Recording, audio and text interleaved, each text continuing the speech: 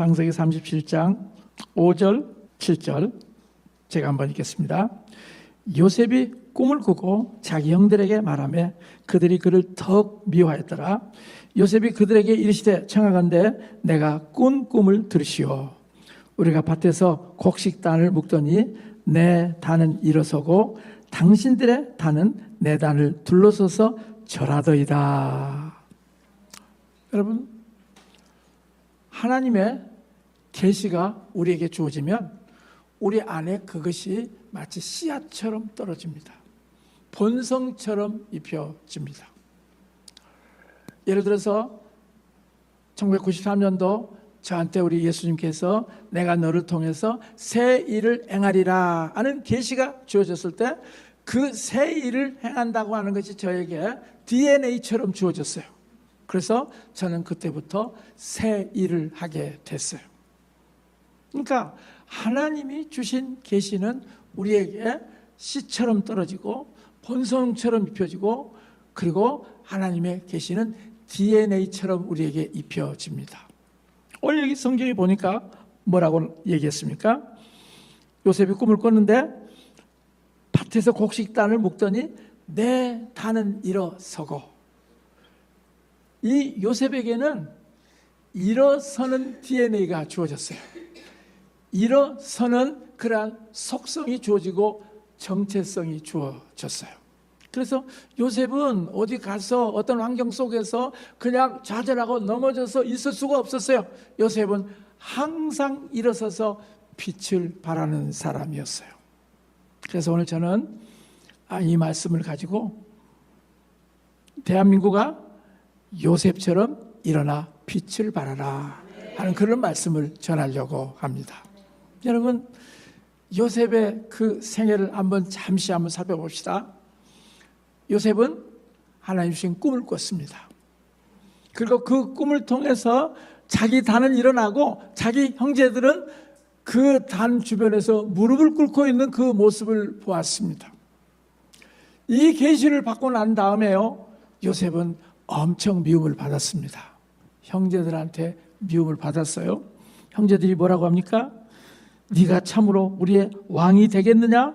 참으로 우리를 다스리겠다느냐? 라면서 그때부터 형들의 미움을 받았습니다. 얼마나 미움을 받았냐고 하면 도시락을 갖다 준 그 요셉을 죽이려고 웅덩이에다가 빠뜨려 버렸습니다. 여러분 한번 생각해 보세요. 아무리 배가 다르다고 하지만 그래도 혈육인데 그 꿈 하나 때문에 그렇게 요셉을 미워해가지고 구덩이에다가 빠뜨린다고 한번 생각해 보세요. 우리가 그 형제들의 미움을 볼 때 이거는 자연적으로 나타나는 것이 아니라 악한 영의 역사에서 자기 동생을 죽이도록까지 미워하게 만들었구나 하는 악한 영의 역사를 우리가 그곳에서 살펴볼 수가 있습니다. 자, 이 하나님의 계시가 임하면요, 그 계시를 성취하지 못하도록 이 형제들을 통해서 그 꿈을 완전히 끊어버리려고 노력한다는 것입니다. 그래서 우리가 이 성경을 볼 때 그냥 단층적으로만 보지 말고 더 깊이 해보면 바로 계시와 관련됐다고 하는 것을 알 수가 있습니다. 하나님이 대한민국에게도 하나님의 놀라운 계시를 주셨죠. 그리고 대한민국에도 정말 이승만 대통령을 통해서 놀라운 계시, 3가지 계시를 주지 않습니까? 그런데 그 계시가 주어지고 난 다음에 이 이승만의 4대 정신을 완전히 죽여버리려고 하는 그런 세력들이 얼마나 많습니까? 바로 그것이 사탄적이라는 것입니다. 요셉에게도 그 계시가 임했을 때 자기 형제들을 통해서 그 계시가 이루어지지 못하도록 완전히 구덩이에 빠뜨렸던 것처럼 그런 일이 계속 일어나고 있습니다.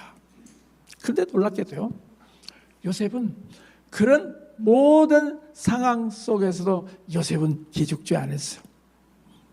이제 그 웅덩이에 빠뜨리려고 하니까 그 루벤이 그래도 어떻게 우리 형제를 죽일 수 있느냐, 그렇게 해서 결국은 지나가던 누구한테 팔았습니까?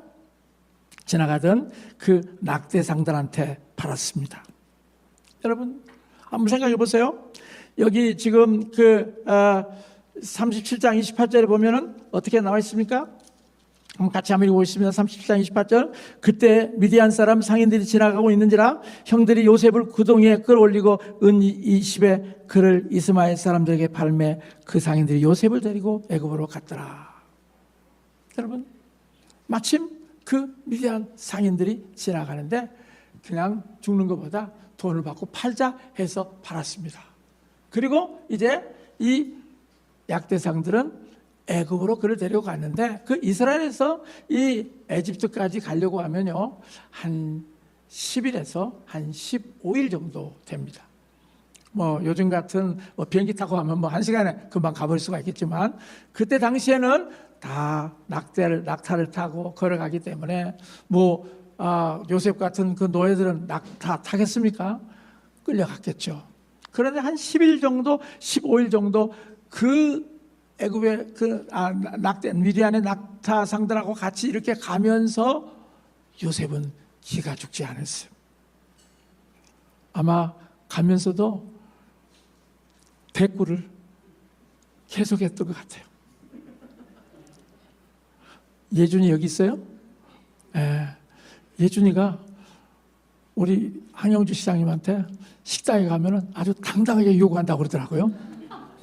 중국집에 가서도 당당하게 요구한다고 그러더라고요. 왜냐하면 집에서 이렇게 기죽지 않고 사는 애들은 어디를 가도 기죽지 않게 한다는 거예요. 마찬가지로 요셉은 집에서부터 기죽지 않게 키웠어요.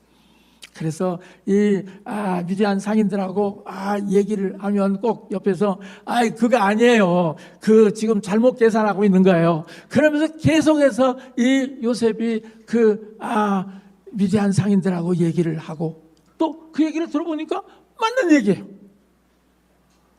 그래서 이 미디안 상인들이요, 이놈 물건값이 제대로 나가네. 그래서 제일 좋은 상품으로 보디발의 집에다 팔았던 거예요. 만약에 정말 그 끌려갈 때 말도 안 하고 그리고 전혀 그 요셉의 정체성을 나타내지 않았다고 한다면 아마 좋은 물건이 아니라고 다른 데다 팔았을지 모르겠어요. 여러분, 요셉은 어떤 팔려가는 상황 속에서도요 일어나 빛을 발하는 DNA가 있었어요. 여러분, 그게 하루아침에 되어진 것이 아니라 정말 가정에서부터 죽지 않고 가정에서부터 일어나서 빛을 발하는 그런 아이들로 만들어 줘야 돼요. 왜냐하면 요셉의 삶은 완전히 그 가정에서부터 일어나 빛을 발하는, 그리고 계시가 봐서 일어나는 그러한 계시를 받았기 때문에 그런 일어나 빛을 발하는 존재가 될 수가 있었다는 것입니다. 그래서 계시가 너무 중요해요. 그리고 이제 어디다 팔았습니까? 보디발의 집에. 아마 그 팔려가는 노예 중에서 제일 좋은 집에 팔았을 거예요. 그리고 돈도 제일 많이 받았을 거예요. 그러니까 그 대상들한테도 이익이 됐고, 그 다음에 요셉은 또 가장 좋은, 하여튼 5스타 그 5성 호텔에서 근무하는 것처럼 그렇게 요셉은 보디발의 집에 팔려갔어요. 근데 여러분, 아무리 팔려갔다 할지라도 노예는 노예잖아요. 거기 가서 그 집안에서 이 모든 일을 하게 될 때 실제적으로 그 집안 주인이 잘해주지 않으면 그는 정말 가장 미천한 데서 고생하고 살 수밖에 없을 것입니다. 그런데 이 보디발의 집에서요 39장 3절에 보니까 뭐라고 나와 있습니까? 자, 39장 3절에 보니까 그의 주인이 여호와께서 그와 함께 하심을 보며 또 여호와께서 그의 범사에 형통케 하심을 보았더라. 그런데요, 이거는 지금 요셉이 얘기한 게 아니라 그 주인 보디발이 여기 봤다고 그랬어요. 뭘 봤어요? 하나님께서 그와 함께함을 보디발이 봤다는 얘기입니다. 그리고 또 뭐라고 합니까? 여호와께서 하는 일마다 요셉이 범사의 모든 것들을 잘하는 것을 봤다는 것입니다. 여러분, 만약에 요셉이 엄마 생각하고 아빠 생각하고 자기 고향 생각하고 내 신세가 왜 이렇게 처량하게 됐는가 하고 낙심하고 좌절하고 그렇게 만약 살았다고 한다면 이런 얘기가 좋아졌겠습니까? 요셉은 그 보디발의 집에 가서 자기가 팔려온 사람이었지만 자기에게 맡겨준 일들을 온전히 잘 감당했다는 것입니다. 그래서 요셉은요, 그 보디발이 보고 가정총무로 만들었다는 것입니다. 여러분, 많은 사람들이 감옥에 가면 어떻습니까? 많은 사람들이 어떤 안 좋은 환경에 가면은요, 너무나도 위축되고 자기 생각도 못하고 그 다음에 슬픔과 그 좌절에 빠져서 전혀 진취적이지 못해요. 그런데 요셉은 전혀 그거하고 관계없었어요. 비록 팔려갔지만 그 안에는 일어서는 DNA가 있기 때문에, 일어나서 빛을 발하는 DNA가 있기 때문에 그가 행했던 그 일들이 보디발의 눈에 보였다는 것입니다. 보디발의 눈에 하나님이 함께 하심을 보았다는 것입니다. 왜 그렇습니까? 그에게는 정말 좌절하고 낙심하고 그 상황 속에 완전히 동의해서 그렇게 사는 생활이 아니라 하나님이 주신 DNA가 있었기 때문에 거기서서 일어나서 빛을 발하고 사람들에게 인정을 받는 그런 놀라운 축복의 소유자였다는 것입니다.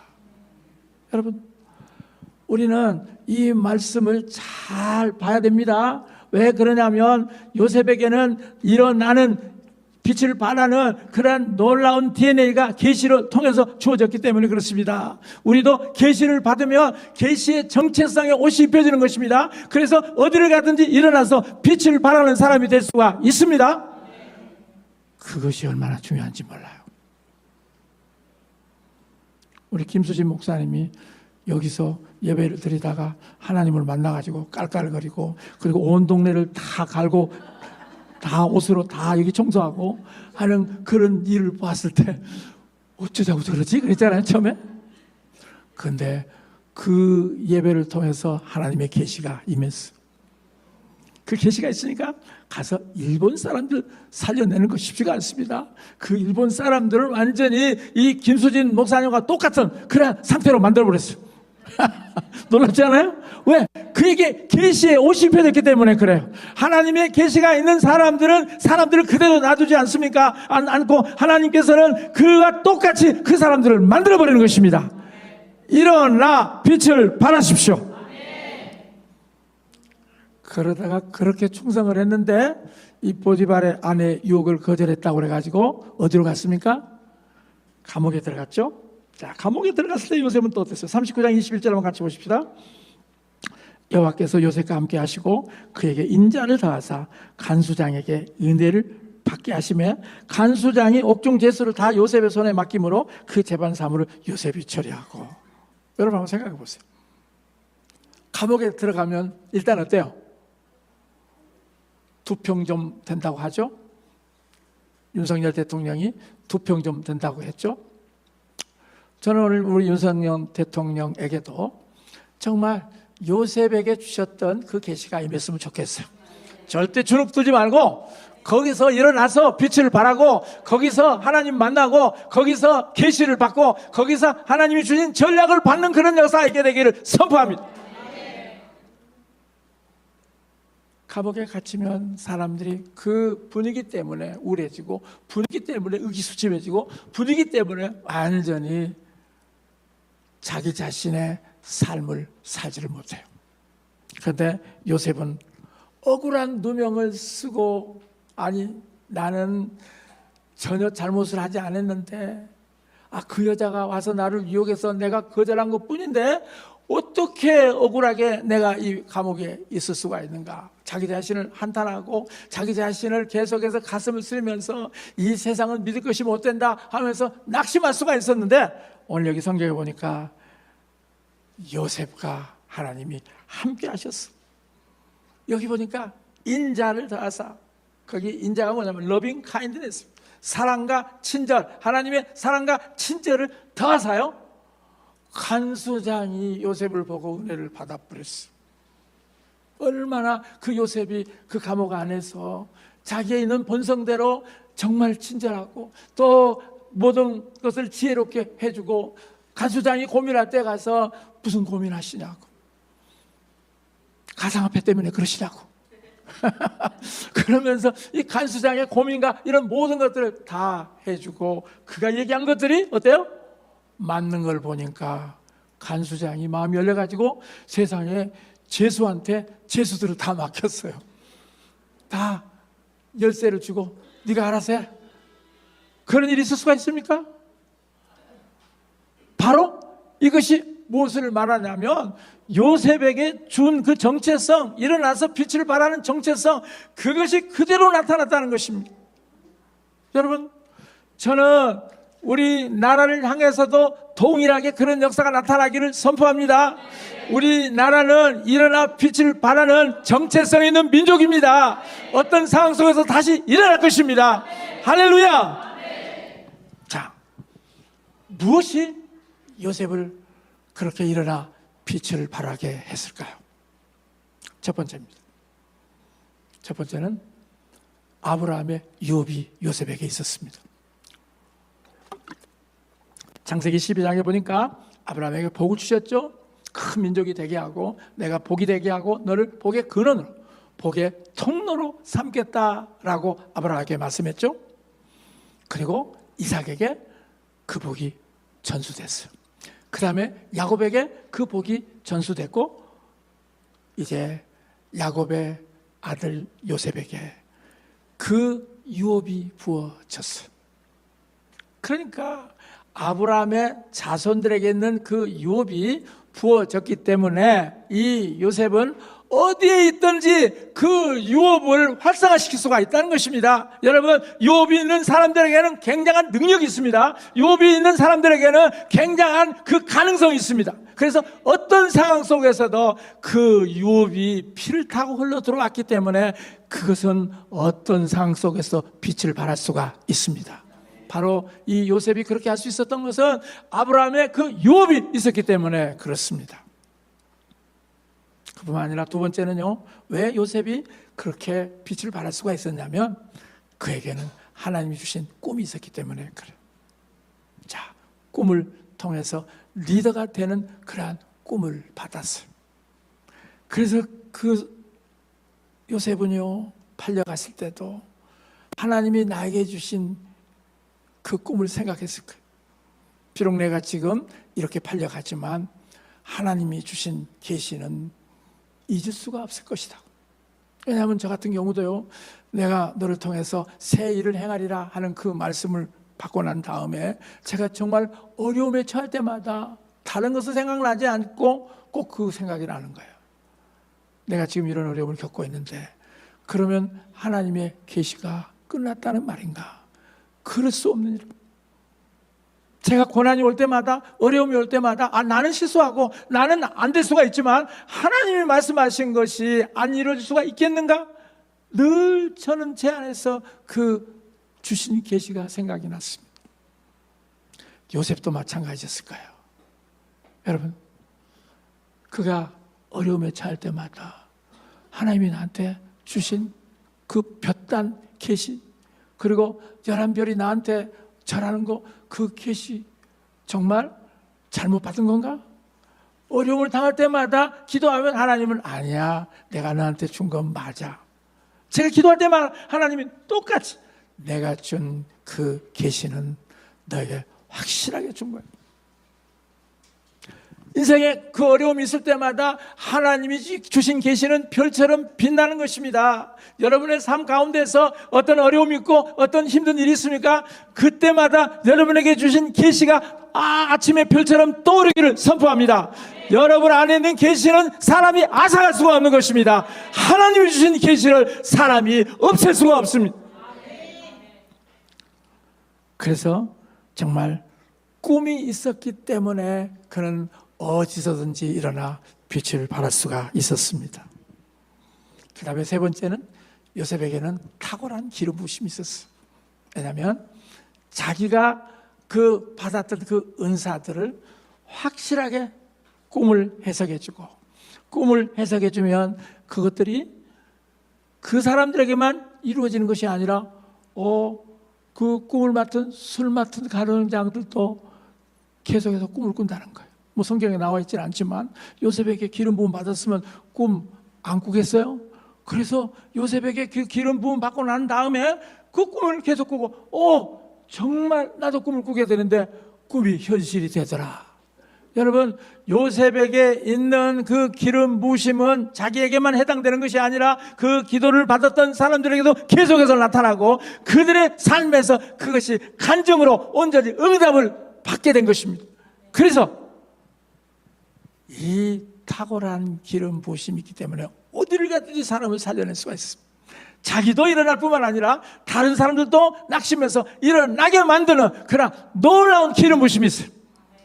여러분, 기름 부으심이 있는 사람은 어디를 가든지요, 사람들을 일어나게 만듭니다. 사람들을 새로운 소망을 가지고 살게 만듭니다. 사람들을 정말 앞으로 전진하게 만듭니다. 그래서 이 탁월한 기름 부으심은 너무나도 중요한 것입니다. 요셉을 그렇게 온전히 일어나서 빛을 발하게 할 수 있었던 것은 바로 탁월한 기름 부으심. 자, 유업이 있었고 꿈이 있었고 그 다음에 기름 부으심이 있었고 그 다음에 네 번째는 하나님과의 관계. 늘 여러분 기름 부으심, 꿈, 그 다음에 유업, 이것이 활성화되려고 하면 하나님과의 관계를 맺는 것이 가장 중요해요. 지금까지 내가 기름 부으심을 활용할 수가 있어요. 그러나 내가 하나님과의 관계가 더 깊어지지 않으면 그 기름 부으심은 예를 들어서 40에 머물러서 더 올라갈 수가 없어요. 그러나 하나님과의 관계가 계속해서 50, 60, 70으로 하나님과의 관계가 더 많아지면 기름 부으심도 50, 60, 70으로 더 강하게 상승하게 되는 것입니다. 그래서 가장 중요한 것은 뭐냐면 하나님과의 관계예요. 요셉은 팔려갔을 때도 하나님과의 관계, 그 관계의 끈을 놓치지 않았습니다. 보디발의 집에서도 하나님과의 관계 놓치지 않았어요. 보디발이 창고를 정리하라 하는 그 얘기를 했을 때 하나님께 기도를 해요. 아니, 주인이 이 창고를 정리하라고 했는데 내가 어떻게 하면 잘 정리할 수가 있을까요? 그래서 꿈을 꾸고 계시에 그림을 딱 그려주면서 이쪽에는 양파, 저쪽에는 시금치, 저쪽에는 당근, 저쪽에는 공구. 마치 여러분들 우리나라 어디입니까? 뭐 코스코 같은 데 가보면 모든 물건들이 다 이렇게 구별이 돼서 됐잖아요. 마찬가지로 요셉이 그 하나님의 꿈을 받아가지고 그 모든 것들을 아주 잘 정돈하는 걸 보고 보디발이 깜짝 놀란 거예요. 그래서 하나님이 함께 하신 것을 봤다는 얘기예요. 여러분, 바로 이런 하나님과의 관계를 통해서 그의 은사가 확장됐고 그 꿈이 더 강력하게 이루어지고 하나님과 그 모든 관계가 있기 때문에 하나님의 유업을 더 활용할 수 있는 사람이 됐다는 것입니다. 여러분, 요셉이 어떤 상황 속에서 일어나 빛을 발하게 된 이 네 가지 원인들을 우리는 잊지 말아야 될 것입니다. 여러분의 삶에도 동일하게 적용되는 것입니다. 그렇다면 대한민국도 요셉처럼 일어나는 DNA가 있습니다. 한번 살펴보십시오. 6.25 완전히 절망이었습니다. 중공군이 참전함으로 완전히 그 6.25는 우리에게 있어서 정말 되돌이킬 수 없는 그런 전쟁이었습니다. 그런데 그 목사 장로 기도회가 부산 초량교회에서 있었죠. 하나님, 언제까지 이 원수들에게 우리가 이렇게 감옥처럼 이곳에 있을 수 있겠습니까? 그때 저희 아버지도 그 전라도 목포에서 많은 목사님들을 모시고 배를 빌려가지고 부산으로 갔어요. 그래서 그 목사 장로 기도에 참여를 했어요. 그러면서 거기서 기도를 했었습니다. 이제 낙동강만 남고 이제 일주일만 지나면 완전히 적화 통일이 될 수밖에 없는 그런 상황이었는데 하나님은 이 기도의 사람들을 일으켰어요. 그리고 부르짖게 했어요. 그리고 메가더의 응답을 통해서, 미국의 응답을 통해서 완전히 인천 상륙작전이 시작되고 그리고 이 나라가 다시 일어설 수 있게 됐어요. 여러분, 이거는 정말 쉽지가 않습니다. 여러분, 전쟁을 겪고 난 다음에 나라가 일어난다고 하는 것은 쉽지가 않아요. 저 우크라이나 지금 전쟁 끝나고 나면 언제 우크라이나가 세워질지, 우리나라처럼 정말 전후 78년 만에 75년 만에 이런 나라를 이룰지 아무도 장담하지 못해요. 그런데 하나님은 우리나라를 일으켜 세웠습니다. 그리고 정말 세계 경제 대국 10대 강국 안에 들게 만들었어요. 일어나게 해주셨어요. 우리나라 한국은 바로 이런 DNA가 있습니다. 그래서 다시 일어나서 빛을 발하는 그런 DNA가 우리 민족에게는 주어진 것입니다. 그리고 전쟁 이후에 여러분 한번 생각해 보세요. 전쟁 후에 얼마나 가난했습니까? 1960년까지만 해도요, 우리나라 그 GNP가 $100 미만이었어요. 1960년이면 제가 10살 때거든요. 그때 진짜 먹을 것이 없어요. 새우깡도 없었어요. 미시에 통통도 없었어요. 오징어 감자 튀김도 없었어요. 아무것도 없었어요. 그때 우리들의 간식이라고 하는 것은 메뚜기 잡아먹는 것이었어요. 개구리 잡아먹는 것이었어요. 그러니까 단백질 보충 잘하셨네요 그러더라고요. 그리고 또 비비라고 하는 거, 풀을 뜯어서 먹었어요. 여러분 정말 가난했습니다. 옷도 한 벌, 두 벌 옷이 없었어요. 신발, 고무신, 검정 고무신이었어요. 그런 과정을 이렇게 겪으면서 지금은 정말 얼마나 놀라운 나라가 됐습니까? 그런데요, 동남아시아 나라들 가운데 우리나라처럼 발전한 데는 없어요. 이렇게 가난해서 우리나라처럼 이렇게 부강한 나라로 바꿔진 그런 나라가 없어요. 왜냐하면 하나님께서는 우리나라에게 일어나 빛을 발하는 그런 놀라운 기름 부으심을 부어 주었기 때문에 그렇습니다. 그래서 우리나라 사람들은 어디를 가든지요, 미국을 가든지 아프리카를 가든지 그 다음에 다른 이 남미를 가든지 거기 가서 우리나라 사람들은 10년만 고생하면 다 그래도 세탁소 하나씩 다 갖게 돼요. 맨몸으로 들어갔던 사람들이 세탁소 경영을 해요. 채소 가게를 경영을 해요. 왜냐하면 일어서는 DNA가 우리나라 사람들에게 있기 때문에 그래요. 여러분, 하나님은 그런 놀라운 역사를 주셨어요. 그래서 이승만 대통령이 설계했던 그곳에 이 박정희 대통령이라고 하는 사람이 완전히 잘 살아보세 하면서 우리나라를 일어나서 완전히 빛을 발하는 산업화된 나라로 만들었습니다. 그게 바로 우리나라 사람들의 DNA입니다. 그래서 우리나라 사람들은 어디를 가든지 그렇게밖에 살 수밖에 없어요. 왜? 그것이 우리에게 준 DNA이기 때문에 그렇습니다. 그리고 군부 독재에서 우리는 민주주의를 이루었습니다. 정권 교체가, 투표를 통해서 정권 교체가 될 수가 있었습니다. 지금 필리핀이라든지 그 다음에 미얀마라든지 정말 이 동남아시아 보세요. 정권 교체가 정말 어려워요. 그런데 우리는 민주 선거를 통해서 민주주의를 이루었어요. 일어난 민족이라고 할 수가 있습니다. 자, 그런 부분에 있어서 우리는 정말 일어났습니다. 그뿐만 아니라 외환위기, 참 그 외환위기 IMF 때 저도 엄청난 어려움을 당했어요. 1995년도에 우리 설국산을 계약을 해서 그거를 이제 산다고 계약을 20억을 주고 했는데 97년도 IMF가 되니까 갑자기 헌금이 줄어져 가지고 그것을 감당할 수가 없었어요. 그래서 정말 1억 5천이라고 하는 돈을 쉽게 말하면 뜯겼어요. 왜? 계약을 해놓고 돈을 주지 못하니까. IMF라고 하는 그 기간 동안에 얼마나 많은 그 회사들이 파업을 하고 얼마나 많은 사람들이 어려움을 겪었습니까?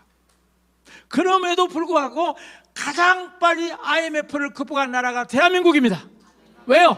대한민국은 정말 요셉처럼 일어나는 기름 부심이 있어요. 일어나는 은사가 있고요. 일어나는 DNA가 있어요. 일어나서 빛을 발하는 그런 DNA가 있습니다. 하나님이 우리 민족에게 주신 축복입니다. 그래서 우리는 이 사실들을 우리가 알아야 됩니다.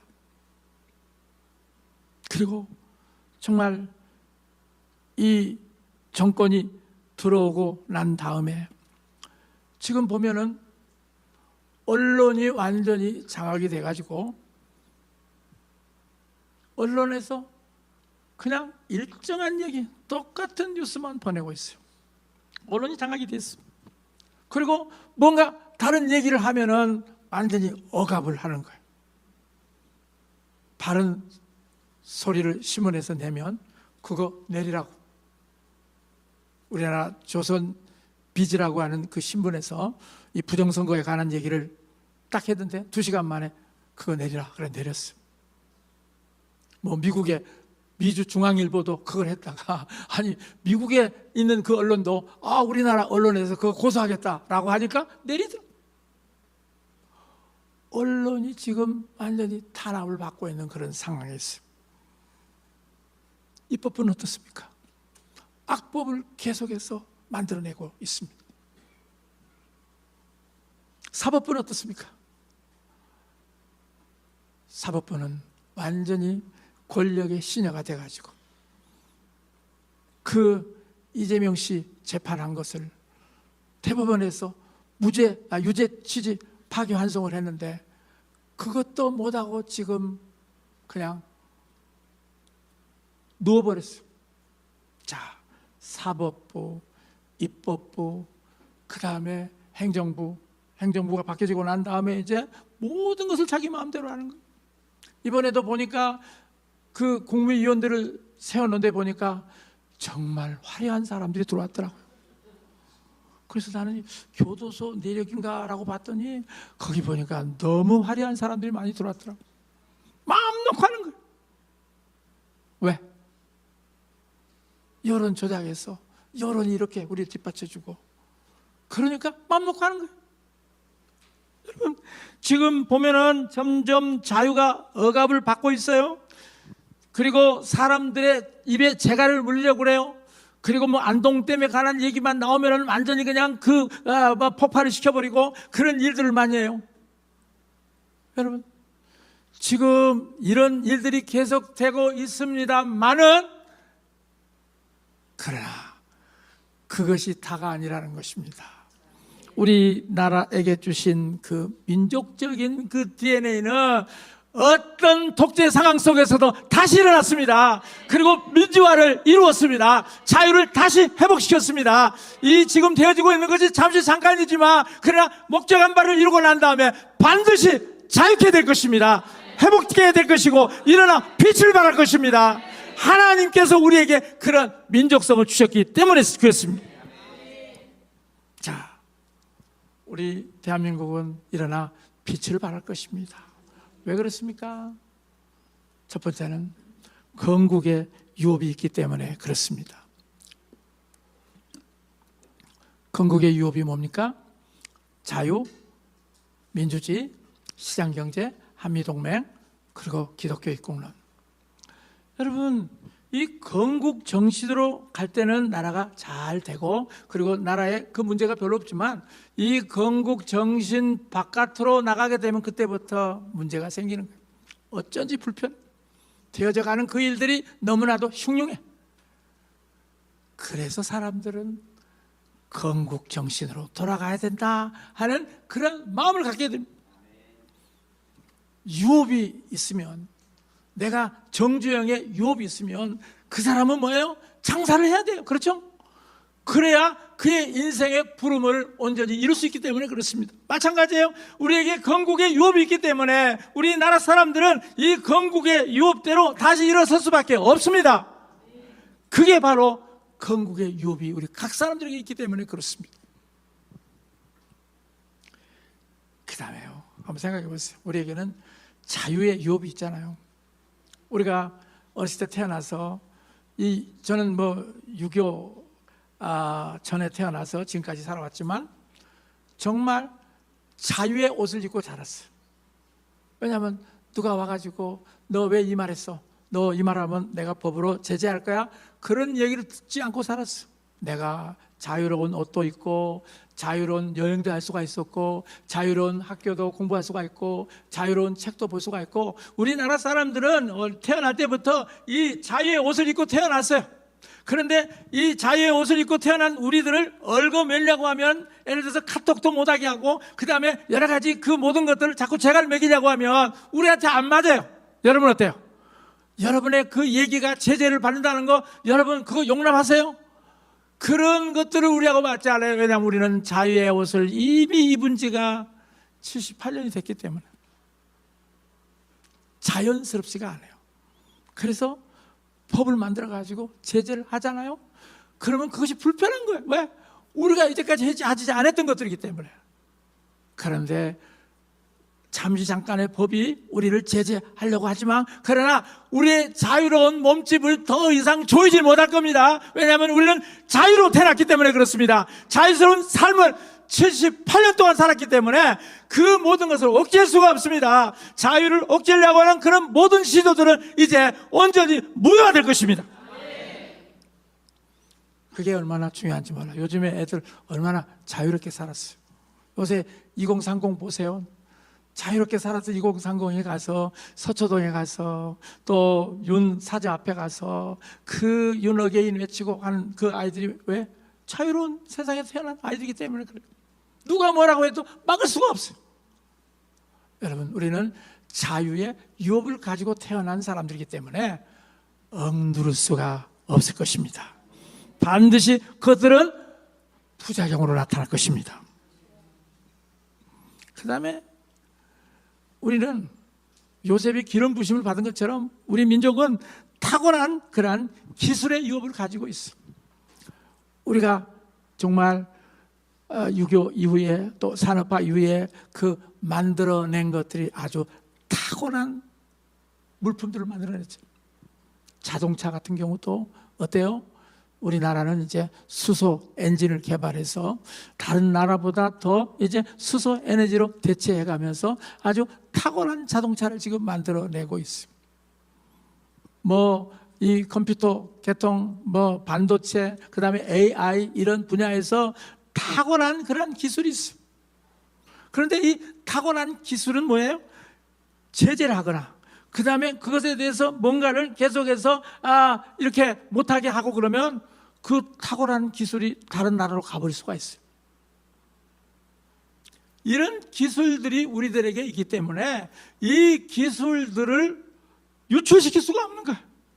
그래서 그것은 우리나라 안에서 활용이 돼야 돼요. 그런데 이 어떤 제재가 계속 오게 되면 그것들이 몸살을 앓아요. 그러면 경제적으로 이 나라가 어려워질 수밖에 없어요. 여러분, 하나님이 다시 우리가 일어나 빛을 발할 수밖에 없는 것은 정말 자유롭고 탁월한 그 기술들을 계속해서 격려해주고 잘할 수 있도록 그렇게 해야 정말 이 한국은 일어나 빛을 발할 수가 있는 것입니다. 모든 분야에서 완전히 탁월하게 빛을 발할 수 있는 것이 바로 탁월한 기술력이 있기 때문에 그렇습니다. 여러분, 몽고가 완전히 우리나라 아파트를 그대로 받아들였고 몽고가 우리나라의 그 모든 것들을 다 받아들였다고 하는 거 여러분 아십니까? 몽고를 한번 가봐야 될 것 같아요. 아파트가 세워지고 또 마트가 한국 마트가 생기고 그 다음에 또 세븐일레븐 같은 것들이 다 해지고 그 다음에 무슨 포장마차도 다 우리나라 것처럼 다 하고 울란바토르가 그렇게 한국화 됐다는 얘기. 왜? 한국을 사모한다는 거예요. 그래서 보수센터도 다 있고요.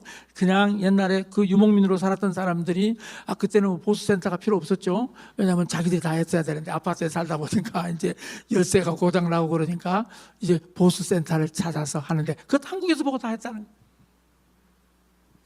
근데 이제 몽고만 그런 것이 아니라 완전히 이제 만주.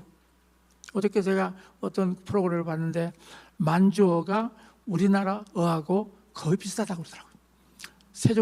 세종대왕이 그 한글을 만들 때 여진족, 그러니까 만주족에 그것도 다 살펴서 거의 비슷하게 만들어졌다는 거예요. 그래서 지금 만주어를 쓰는 사람들이 지금 많아지고 있고 만주에 또 한국의 피가 흐른다고 그래요. 그 금나라, 아굴타 이런 사람들이 전부 다 한국의 피를 가지고 있다고 그러더라고요. 그래서 놀랍네. 이제 기술 이런 문화가 이제 같이 된다고 한다면 남북 통일이 되면 만주도 우리의 땅이 되고 그 다음에 몽고도 우리의 땅이 되면 엄청난 통일 대한민국의 대업을 이룰 수 있겠다 하는 그런 마음이 들더라고요. 여러분, 우리나라는 그냥 여기 있는 그런 한 반도만 있는 것이 아니라 정말 이 만주도 우리의 땅이었습니다. 몽고도 우리와 같은 피가 흐르고 있어요. 그래서 이 정말 하나님이 주신 이 기술과 문화를 통해서 완전히 통일을 해야 되기 때문에 이 나라는 일어나 빛을 발할 수밖에 없어요. 그래서 정말 예루살렘까지 하나님의 복음을 증거하는 나라이기 때문에 우리나라는 일어나 빛을 발할 수밖에 없습니다. 그런 꿈이 우리에게 있습니다. 그래서 정말 지금 이 어려운 때를 당해서 우리는 이제 하나님의 관점으로 생각을 바꿔야 될 것 같아요. 지금 일어나고 있는 일들 잠시 잠깐의 일들이에요. 그래서 하나님의 관점을 가지고 우리는 계속 선포해야 돼요. 마치 하나님이 말씀으로 창조했던 것처럼 우리는 계속해서 주신 말씀을 선포함으로 말미암아 분위기를 바꿀 것입니다. 자, 그뿐만 아니라요, 우리에게는 일어나 빛을 발할 수밖에 없는 것이 애국심이 있어요. 그렇죠? 진짜 우리나라 사람들의 애국심은 타의 추종을 불허한다. 월드컵 때 전 국민이 응원했던 거 한번 생각해 보세요. 공 하나 들어가는데 뭘 전 국민이 그렇게 난리를 쳐요. 공 때문에 그런 것이 아니라 우리나라가 저런 나라가 됐다고 하는 것 때문에 감동하는 거예요. 그러면서 대한민국을 외쳤다는 것입니다. 우리나라 사람들에게는 일단 애국가를 부르면 어때요? 가다가도 길을 멈추잖아요. 애국가를 부르면은 정말 하나님이 보호하사 우리 나라 만세, 하나님을 생각하잖아요. 근데 보니까 이번에 이 모스탄 대사가 와서 그가 한국을 사랑하는 것이 엄청나더라고요. 뭐 고든창도 좋은 사람이고 또 무슨 뭐 다른 사람도 다 좋은 사람이겠지만 이 모스탄은 우리나라에서 태어났죠. 4살 때 미국에 갔었잖아요. 그러면서 자기 목숨을 내던져서라도 한국의 민주화를 위해서 하겠다고 하는 그 얘기를 듣고 얼마나 감동했는지 몰라요. 여러분, 우리나라 사람들에게는 애국심의 유업이 있습니다. 그래서 나라를 사랑합니다. 나라가 이렇게 어려움에 처해 있는 것을 보면서 얼마나 힘들어하는지 모릅니다. 하나님이 이 나라를 다시 회복시킬 것을 위해서 누구보다도 기도하고 있는 것이 바로 애국심 있는 우리나라 백성들입니다. 그렇기 때문에 반드시 이 일들이 이루게 될 것입니다. 그 다음에 무엇보다도 신앙의 유업이 있어요. 저는 어렸을 때부터 우리 어머니 아버지가 식사 때마다 아침마다 기도했던 것이 하나님, 북녘에 있는 북녘 동포들을 이 밥 같이 먹을 수 있는 그날을 허락해 주십시오. 너무 굶주리고 너무 어려운 가운데 있는 그 백성들을 오늘 아침 이 식탁에서도 기도합니다. 그리고 통일이 되게 해 주십시오. 그리고 남과 북이 한테 어울려서 정말 하나님이 우리 민족에게 주신 전도의 사명을 감당하게 해 주십시오. 저는 우리 부모님에게서부터 그 기도를 받고 자랐습니다. 그래서 뼛속 깊이 새겨져 있는 것이 바로 이 나라의 부르심과 하나님이 주신 목적입니다. 여러분, 우리나라에게 주신 목적은 뭡니까? 제사장 나라가 되어서, 그리고 정말 선지적인 나라가 되어서, 사도적인 나라가 되어서 예루살렘과 유다와 땅끝까지 이르러서 복음의 증인이 될 뿐만 아니라 정말 그 예루살렘이 완전히 회복이 될 때까지 하나님 나라를 이 땅에 이루게 하는 것이 바로 한국에 하나님 주신 목적이라는 것입니다. 그것을 위해서 우리는 계속해서 기도해 왔습니다. 그렇기 때문에 이 하나님의 부르심과 목적이 수포로 돌아갈 수가 없습니다. 하나님의 목적과 부르심은 반드시 이루십니다. 그래서 이 나라를 다시 회복시킬 것입니다. 그리고 하나님의 목적대로 이 나라를 사용하게 될 것이고 다음 세대를 사용하게 될 것입니다. 그래서 다음 세대를 지금 깨고 있습니다. 다음 세대가 정치에 관심을 갖게 만들고 있습니다. 그리고 이 나라를 위해서 더 놀라운 신앙의 그런 놀라운 역사들이 나타나고 있습니다. 그리고 이 다음 세대를 지금 보니까 거의 다 기독교인들이에요. 거의 다 믿음의 사람들이에요. 서울역에 나와서 했던 사람은 대부분 다 기독교인들이에요. 서초동에서 했던 사람들도 너무나도 많은 사람들이 신앙을 가지고 있는 것을 보면서 지금 보는 것이 우리에게는 굉장히 어려움이지만 하나님의 계략과 모략이 거기에 있구나. 그걸 통해서 젊은이들을 깨우고, 교회가 안 깨워지니까 젊은이들을 깨워가지고 교회를 시인하게 만들고, 교회가 다시 회개해서 정말 하나님의 나라를 이 땅에 이루기 위해서 하나님이 이런 과정을 허락하셨구나. 여러분, 낙심하지 마십시오. 우리는 요셉처럼 반드시 일어날 수 있습니다. 왜냐하면 우리의 DNA가 바로 일어나는 DNA, 빛을 발하는 DNA입니다. 누가 그것을 막을 수가 있겠습니까? 이 정권이 막을 수가 있겠습니까? 택도 없습니다. 하나님이 우리와 함께 하시기 때문에 우리는 반드시 그 목적을 이룰 것입니다. 할렐루야! 그렇게 하신 하나님을 찬양합니다. 아멘.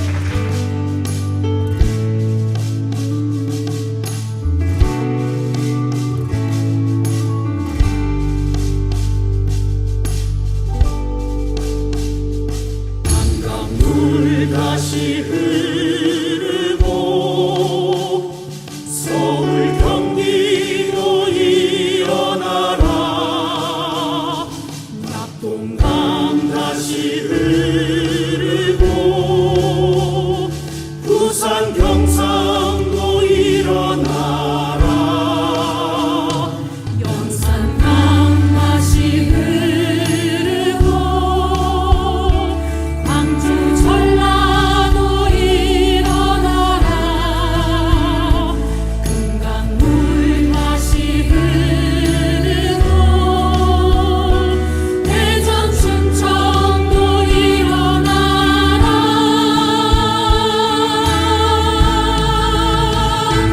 설악산 대청봉처럼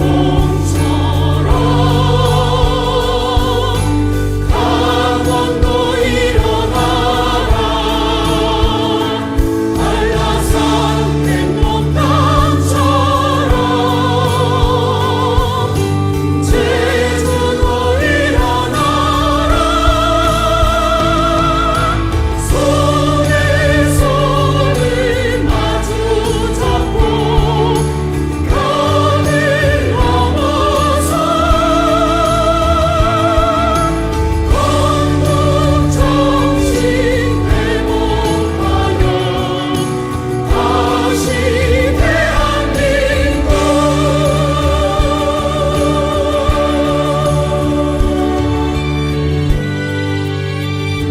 나는 이승만입니다. 내 생명이 끊어지기 전에 굳건히 안전과 자유와 통일을 민주국가 안에서 성립된 것을 눈으로 보자는 것입니다. 은진강